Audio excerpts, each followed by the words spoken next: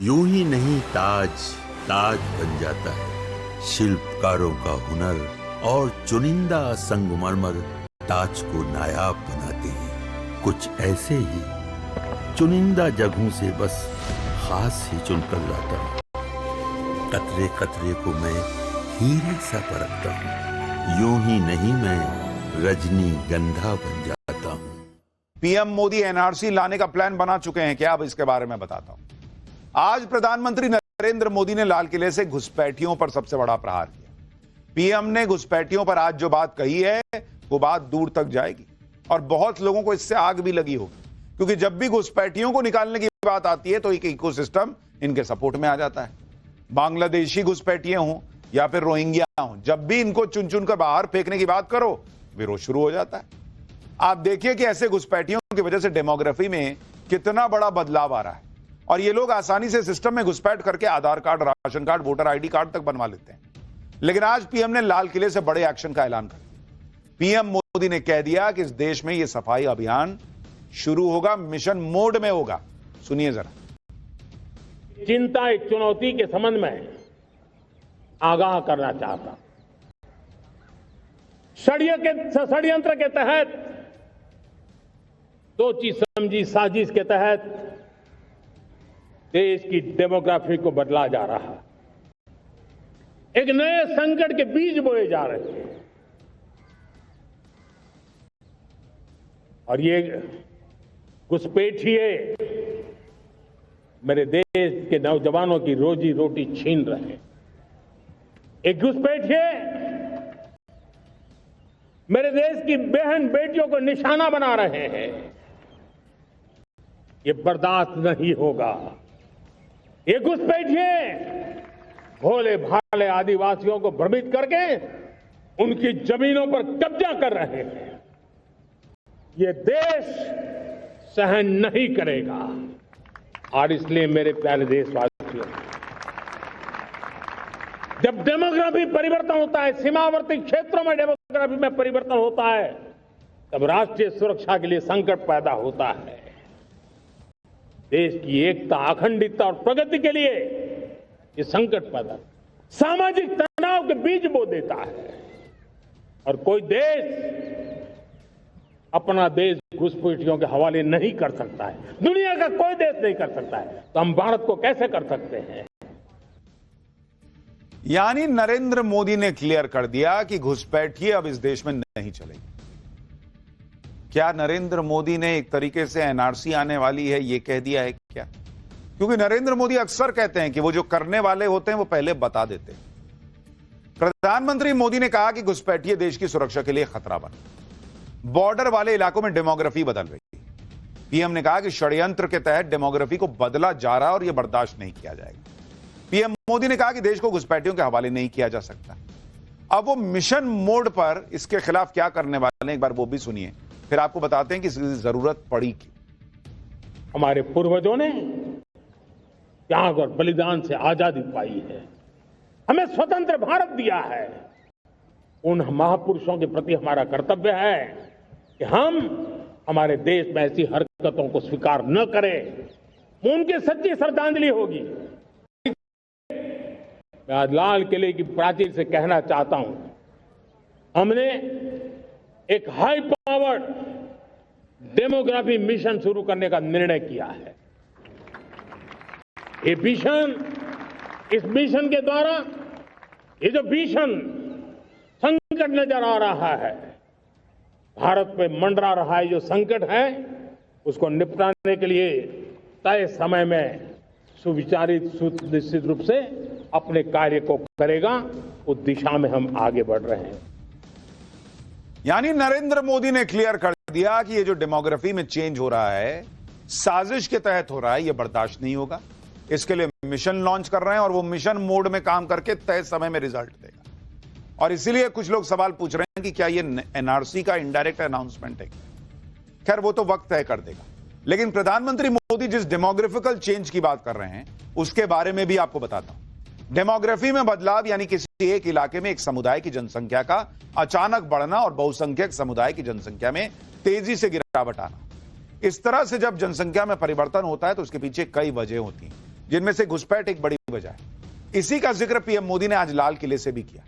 Demography के परिवर्तन पर economic advisory council to the prime minister यानी EAC-PM ने एक रिपोर्ट बनाई। 1950 और 2015 के बीच 167 देशों में डेमोग्राफी चेंज का अध्ययन किया गया।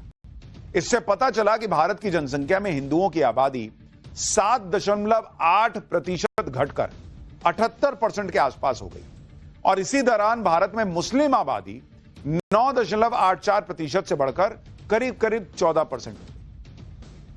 इसी तरह से प्यू रिसर्च के मुताबिक 1951 से 2011 के बीच भारत में मुस्लिम आबादी 5 गुना बढ़ी है उनकी रिपोर्ट में। इसी दौरान भारत में हिंदू आबादी 3 गुना बढ़ी। पीएम मोदी ने जिस हाई पावर डेमोग्राफी मिशन का ऐलान किया उसके तहत क्या किया जाएगा यह भी आपको बताता हूं। घुसपैठ की समस्या को रोकने के लिए डेडलाइन बेस्ड एक्शन होगा। High power demography mission border वाले राज्यों पर डेमोग्राफी परिवर्तन पर नजर रखेगा। बॉर्डर वाले इलाकों में डेमोग्राफी बदलने की साजिश को नाकाम करेगा। घुसपैठियों की पहचान की जाएगी और उनको वापस उनके देश भेजा जाएगा।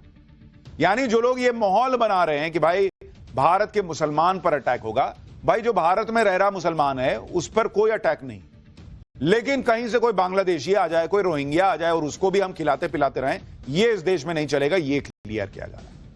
प्रधानमंत्री ने आज जिस हाई पावर डेमोग्राफी मिशन का ऐलान किया उसको लेकर चर्चाएं तेज हो गई।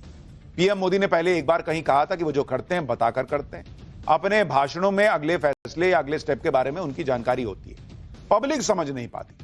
आज पीएम मोदी ने डेमोग्राफी चेंज के खिलाफ मिशन मोड में काम की बात कही और डेमोग्राफी परिवर्तन रोकने के लिए सबसे जरूरी स्टेप एनआरसी है। तो क्या यह एनआरसी की तरफ इशारा है? लोग सवाल कर रहे हैं कि क्या मॉनसून सत्र में ही ऐसा कुछ हो सकता है या फिर एनआरसी जैसी कोई बड़ी घोषणा हो सकती है?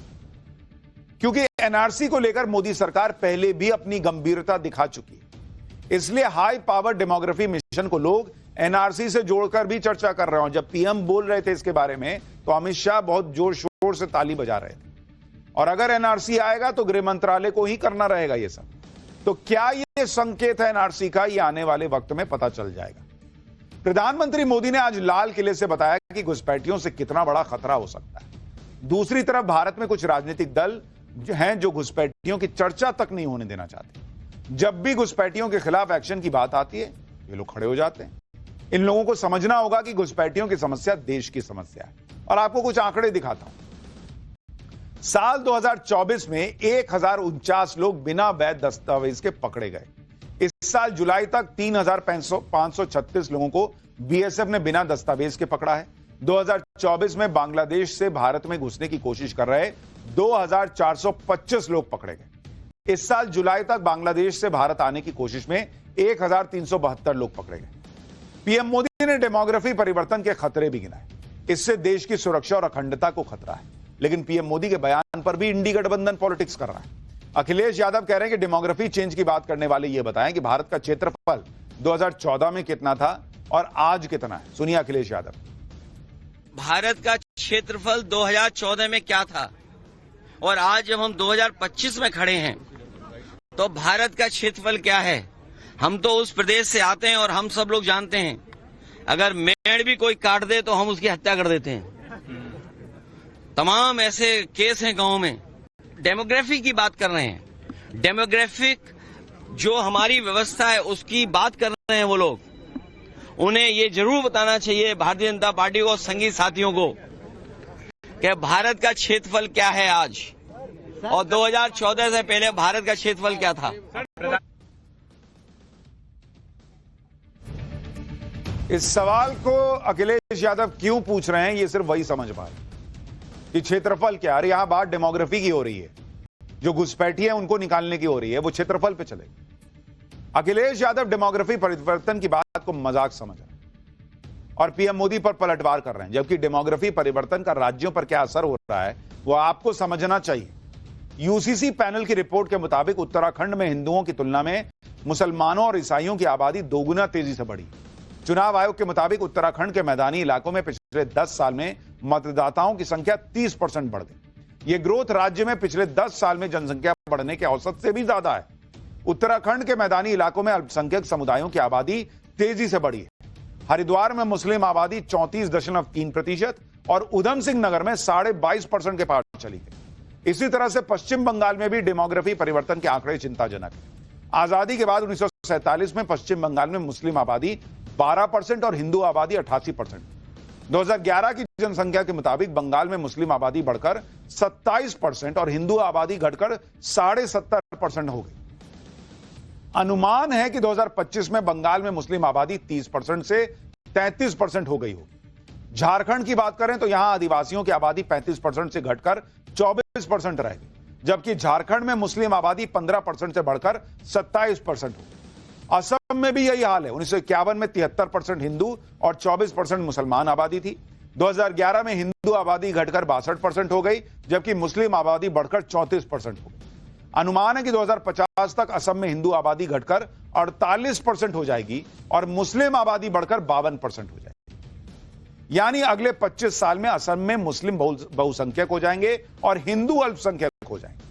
अब यहां एक बात समझिए, कुछ लोग कहेंगे कि देखिए मुसलमान की आबादी बढ़ रही है तो दिक्कत है। मुसलमान की आबादी बढ़ रही है, इससे दिक्कत नहीं है। हिंदुस्तान के मुसलमान की आबादी बढ़ रही है, इससे दिक्कत नहीं है। लेकिन बांग्लादेश और रोहिंग्या अगर आ जा रहे हैं और वो मुसलमान है और वो मुसलमान की आबादी के साथ जुड़ के उनका आंकड़ा आएगा तो वो तो बढ़ा हुआ दिखेगा। दिक्कत उनसे है कि कोई बांग्लादेशी रोहिंग्या आके यहां क्यों जुड़ रहा है। इसलिए ये हिंदू मुस्लिम का मामला नहीं है, ये जो बाहरी है उसको बाहर करने का मामला है। और पाठशाला में अब अगला चैप्टर आपको दिखाता हूं, जिसमें आपको बताता हूं कि आरएसएस के 100 साल पूरे हो रहे हैं। पीएम मोदी ने लाल किले से क्या कहा कि ओवैसी से